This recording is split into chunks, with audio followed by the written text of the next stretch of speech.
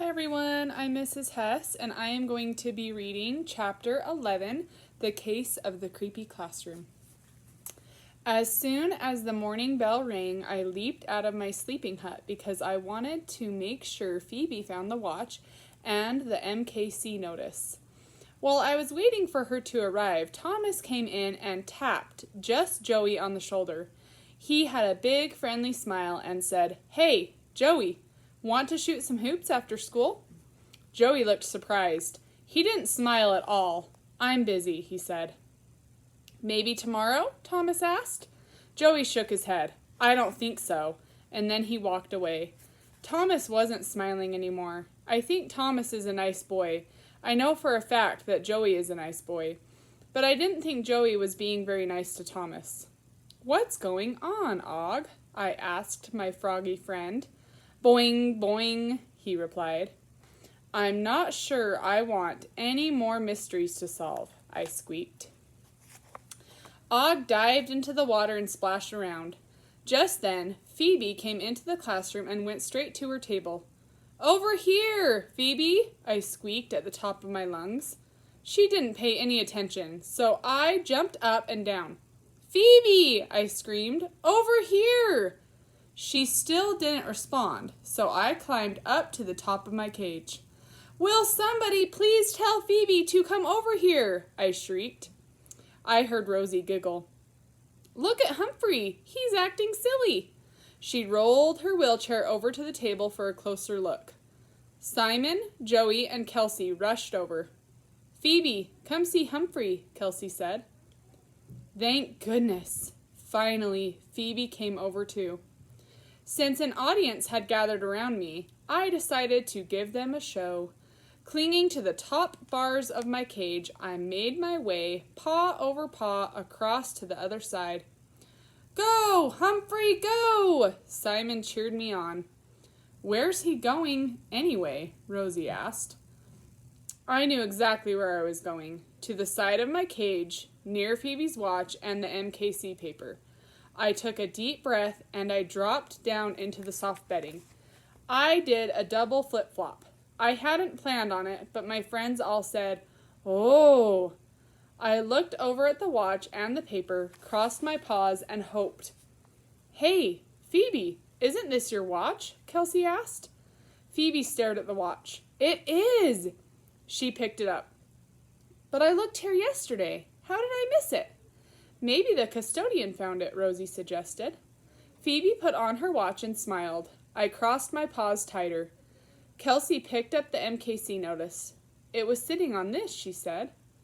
She handed the paper to Phoebe, who stared at it and stared some more. The bell rang and the students all headed for their chairs. Phoebe slipped the paper into her pocket. It worked! I could finally uncross my paws. Phoebe had her watch back, and maybe she'd call that number for MKC. I was proud of myself, but my joy didn't last long, because when I looked over at Thomas, he was staring at his desk and looking about as unhappy as a human could look. "Class, get ready for a ton of fun," Mr. E announced. I wasn't in the mood for fun, so I crawled into my sleeping hut and had a nice dream about Phoebe's daisy watch. When I awoke, I thought I was having a bad dream. In fact, I thought I was having a nightmare. There were ghosts hanging from the ceiling. There were witches and broomsticks and black cats flying above the bulletin board. And there were leering pumpkins of every shape and size pinned on the board. "Eek!" I squeaked. I don't think anybody heard me. "I'll bet this is the best decorated room in all of Longfellow School," Mr. E told my friends. To squeak the truth, he was probably right. But I didn't think looking at those hideous grinning pumpkin faces and ghastly ghosts all night long would be best for me. "And don't forget, there'll be a costume party on Halloween next week," Mr. E reminded the class. "Eek!" I squeaked again. As if my paws weren't already full of problems, now I had to come up with a costume.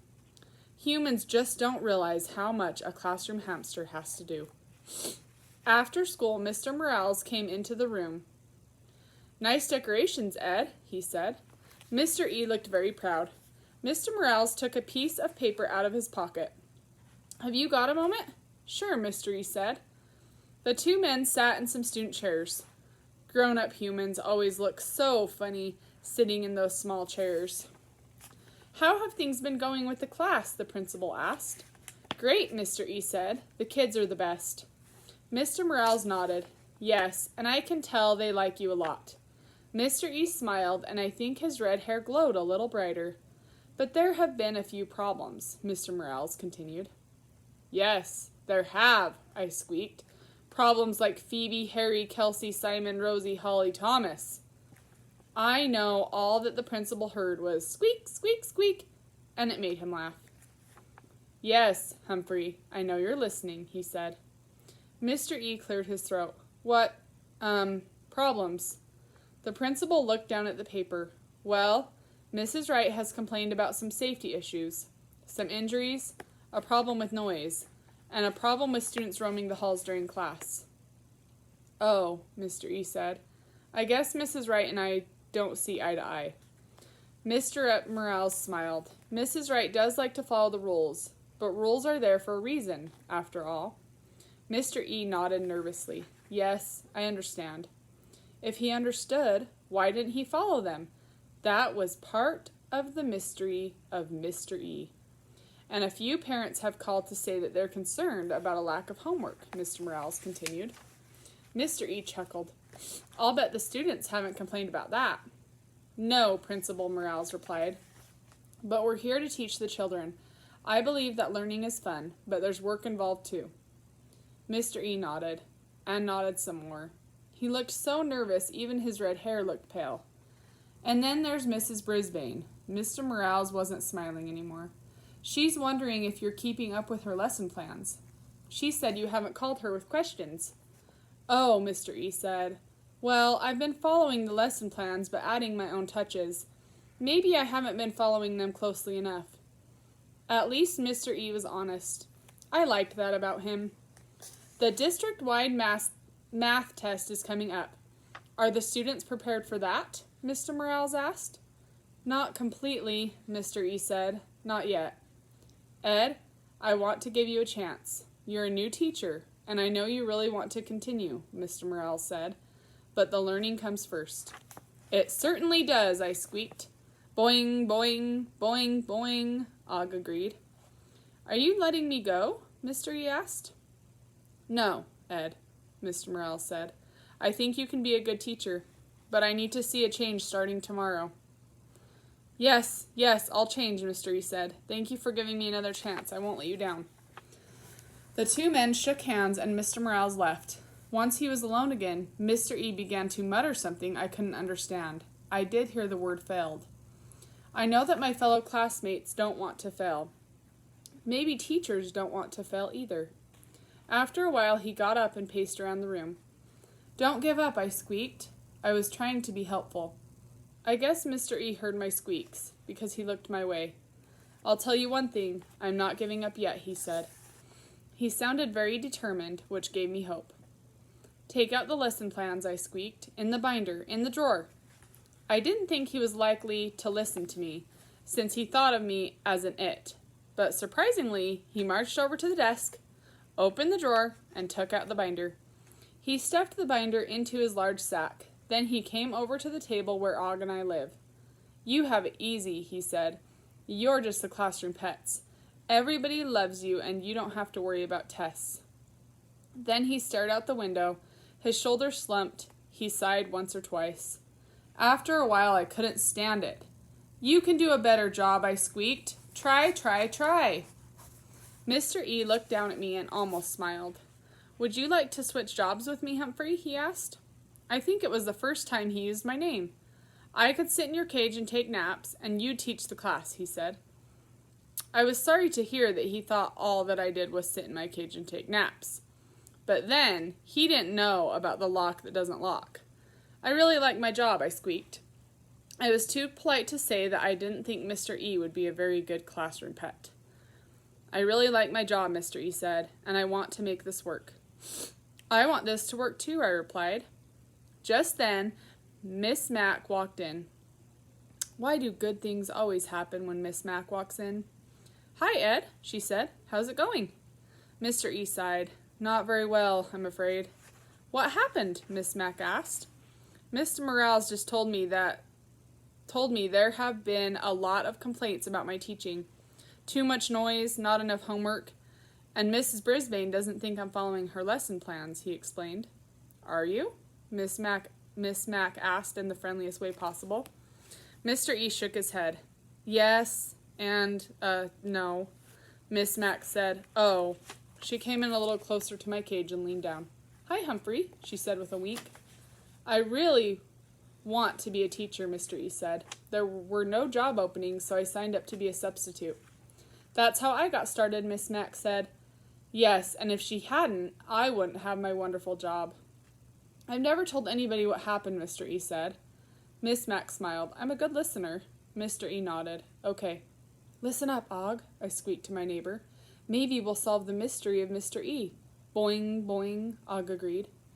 My first day as a substitute was a nightmare, he said. I tried to teach the kids, but they wouldn't be quiet, wouldn't sit down, wouldn't listen to a word I said. When I tried to give them homework, they threw paper wads at me. What? I squeaked. That was rude, rude, rude. Boing, boing, boing. Og was as shocked as I was. Miss Mack was surprised too. Was that at Longfellow School? She asked. No, Mr. E said. I tell you, I was ready to give up teaching forever, and I decided that the next time I got an assignment, I'd make everything fun. If the kids liked me, maybe they'd behave better. I understand, Miss Mack said, but you can have fun and learning at the same time. Students can have respect for you and like you at the same time. Look at Mrs. Brisbane. Yes, look, I squeaked. I wish I knew her, Mr. E said. This is such a great class, and I don't think I've lived up to her standards. But it was so awful to know that the students in that first class didn't like me.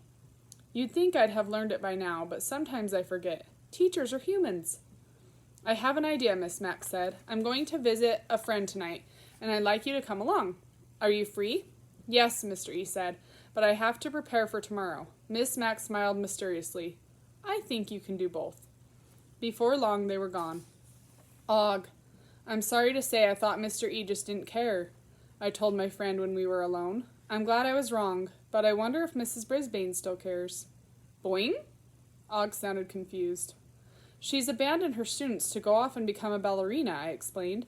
That doesn't seem right. There, I'd said it. I love Mrs. Brisbane with all the heart a small hamster has to offer, but I had to admit I was pie-whacked by her behavior, and a little disappointed too. I guess Og was disappointed too, because he dived into the water and splashed wildly. I'm not one for splashing, so I hopped on my wheel for a good long spin. Humphrey's Detectionary. When you solve a mystery, you might learn some shocking information involving badly behaved students. And that's the end of chapter 11.